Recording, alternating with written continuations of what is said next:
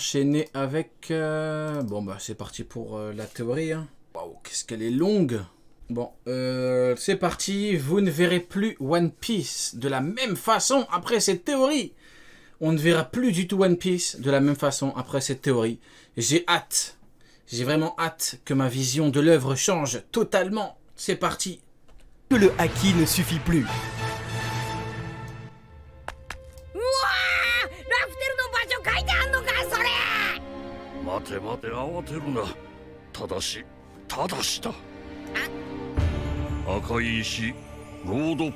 Dites-vous que la théorie de Ohara qu'il a volé à Yuderon, le One Piece est sous Enies Lobby, rien que cette scène débunk entièrement sa théorie. Je ne rigole pas. Rien que cette scène, là, elle démonte cette théorie. Mais bon. Obtenir un trésor est une chose, mais obtenir sa clé en est une autre. Surtout lorsqu'il en existe 4. J'avoue, le chien la débunk. Inirashi, Nekmamoshi, ils ont débunké Yuderon et Oharat. Sculptés par le clan Kuzuki, les rods poneglyphes, indestructibles, ont survécu au temps et indiquent, si rassemblés, l'emplacement de Loftail. Moi, je reste persuadé que Joy Boy est un gros clown et qu'il a trollé tout le monde avec ses poneglyphes. Vous verrez. En effet, chaque pierre rouge révèle une localisation différente. Les 4 réunis permettent ainsi de relier les points sur une carte et c'est à leur intersection que se trouverait l'emplacement de l'île légendaire. En présentant ainsi un schéma de 4 points formant des droites perpendiculaires, j'avoue, le rat a perdu face au chien et au chat. Ou un rat a perdu. Pour trouver Loftail à leur intersection, l'auteur aurait très bien pu piéger ses lecteurs, car en réalité, la nature des données n'a jamais été communiquée. Il est impossible que trouver Loftail soit aussi facile que de relier 4 points sur une carte.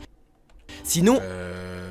Ouais, après les 4 points, faut... Après les 4 autres poneglyphes, faut les avoir, quoi. C'est pas pour rien si c'est les... si c'est les Yonko qui les ont. Mais bon, c'est pas grave, continuons. En 800 ans, quelqu'un l'aurait déjà découverte. Sauf si chaque pierre indique en réalité une coordonnée. Une pour la première dimension, indiquant la longitude, une pour oui, c'est pas si facile que ça. Va prendre le... va prendre le Red Poneglyph de Kaido, vas-y, je t'en prie. Vas-y, je t'en prie, vas-y, va voir Kaido, va prendre ça. Mais bon, c'est pas grave, c'est le début, c'est pas grave. Deuxième dimension, indiquant la latitude, et une troisième pour la troisième dimension, avec l'altitude. Seulement, et c'est à moi qu'on reproche de faire des maths. Latitude, longitude et altitude, nous aurions que 3 points. Et mais Gaban, il en avait parlé. Uniquement 3 rods poneglyphes suffiraient à indiquer une île dans un plan géométrique en 3 dimensions. Mais c'est en 1915 qu'Albert Einstein publiait ses travaux sur la théorie de la gravité générale. Albert Einstein est-il de niveau Yonko? J'arrête les conneries, j'arrête, c'est bon, j'arrête, on écoute les gars, concentrez-vous. Décrivant la gravitation... Vous faites chier, hein, concentrez-vous. Comme la déformation géométrique d'un espace-temps à 4 dimensions. 3 dimensions spatiales et 1 dimension temporelle. Albert Einstein a-t-il le pouvoir de détruire le monde? Vas-y, arrêtez les gars, vous faites chier là. Le 4e rod poneglyphe indiquerait en réalité la plus importante des dimensions, comme la plus importante des données, une date. 3 poneglyphes pour l'espace et 1 pour le temps, permettant un voyage dans la 4e dimension, un voyage au-delà de l'imagination, un voyage dans le temps. De ce fait, les 4 rods poneglyphes indiqueraient bien 4 points différents qu'il faudrait relier, mais pas simplement sur une carte en 2 dimensions, plus comme 4 calques qu'il faudrait superposer pour faire apparaître le véritable emplacement de Loftail à un lieu et à un moment donné. Si l'éveil des logias aura pu terraformer des îles entières et changer leurs propriétés durant des années, un fruit aurait très bien pu être appliqué sur Loftail de le fruit d'Albert Einstein. De la même manière, un fruit permettant à l'île de se transformer et de se cacher à une époque précise. Grâce à l'éveil du Toki Tokinomi... En fait, ce que j'aime avec le concept de fruit, c'est que quand tu fais une théorie ou un truc comme ça, ou quand tu as une idée par rapport à One Piece, quand tu sais pas comment répondre à la question, tu parles d'un fruit. C'est pas une critique, hein, c'est pareil pour tout le monde, hein, c'est vraiment pareil pour tout le monde. Par exemple, pour je sais pas moi, pour Xebec par exemple. Allez, pour Xebec, tu dis comment est-ce qu'il va revenir, hop, tu peux parler d'un fruit. Tu dis hop, c'est bon, c'est avec un fruit qu'il est mort ou qu'il va revenir, vous voyez ce que je veux dire? Bon bah là pareil, hop, t'as un trou dans la théorie, tu parles du fruit. L'ancien royaume aurait très bien pu être envoyé dans le futur pour que personne ne puisse jamais le trouver. Et le seul moyen de le découvrir est de rassembler les 4 rods poneglyphes. Il est précisé par Toki Amatsuki que voyager dans le passé est impossible. Mais si cette précision existe, c'est qu'il est sûrement possible de la contourner grâce à un éveil. Ah, tu sais, Toki, si on m'avait donné une pièce à chaque fois, qu'on m'avait dit que telle ou telle chose était impossible alors qu'au final, c'était tout à fait possible, j'aurais probablement la prime de Monsieur Goldie Roger. Mais bon, c'est pas grave. Car si le Toki Tokinomi permet d'aller dans le futur, et donc de monter le temps, quel serait l'éveil du temps si ce n'est que de pouvoir le remonter, aller dans le passé. Ainsi, atteindre Loftail reviendrait aussi à voyager dans le temps, grâce au Toki Tokinomi. Là, il y a 900 ans avant le siècle oublié, durant la création du gouvernement mondial. Oh, l'orga des fraudes.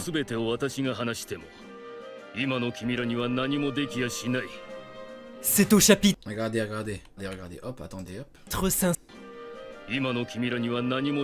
Là, vous voyez Riley qui parle des trésors. Enfin, qui parle des secrets du monde.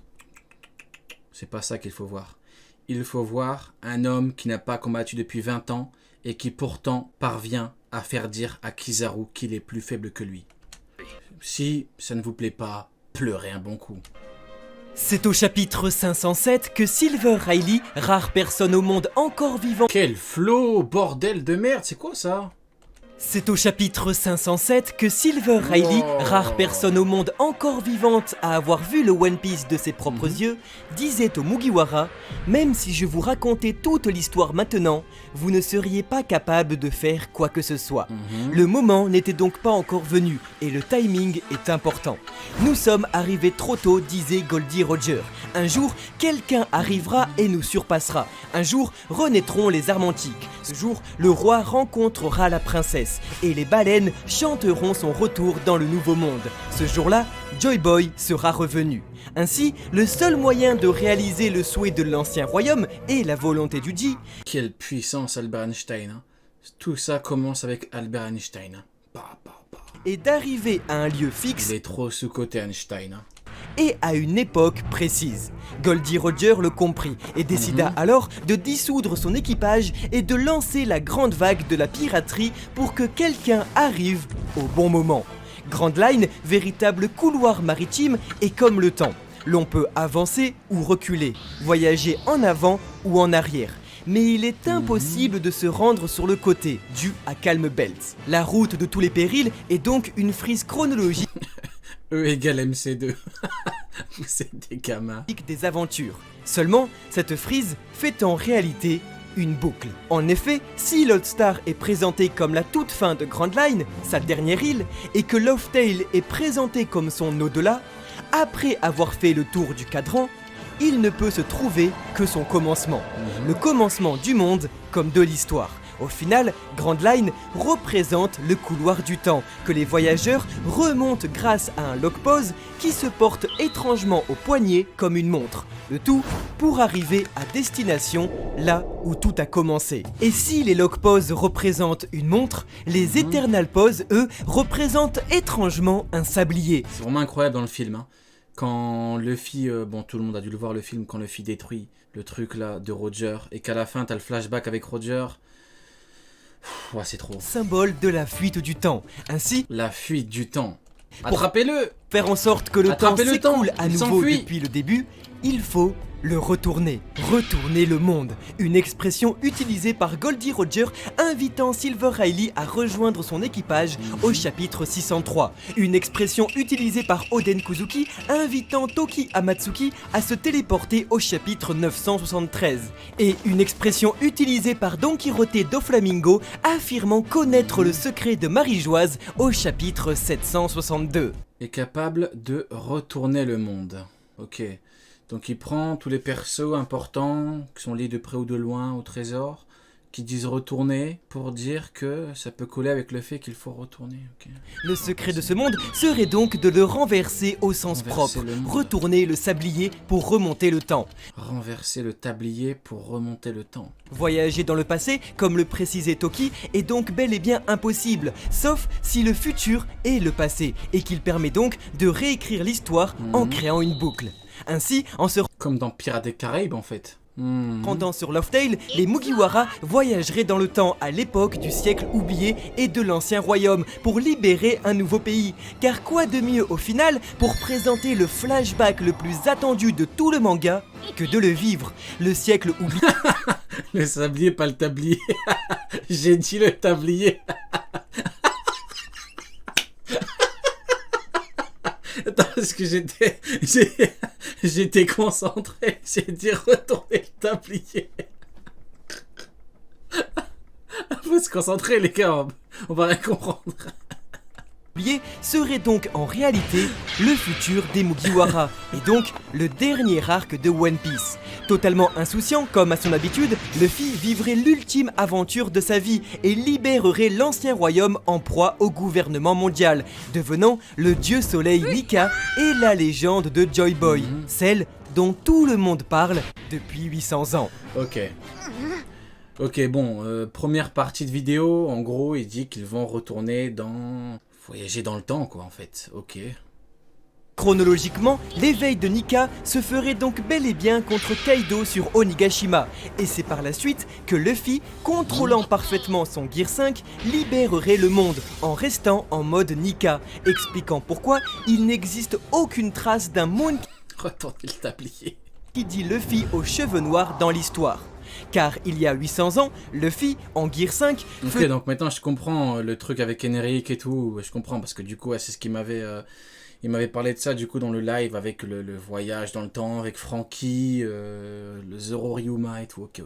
faisait rire le monde entier et ses habitants, dont certains le Donc tout ça en gros on connaît déjà, on verra ce qu'il va rajouter. surnommeraient ainsi Nika le dieu du soleil et d'autres le garçon joyeux Joy Boy, de la même façon que Goldie Roger décida de nommer l'île qui la faisait tant rire Loftale, conte du rire.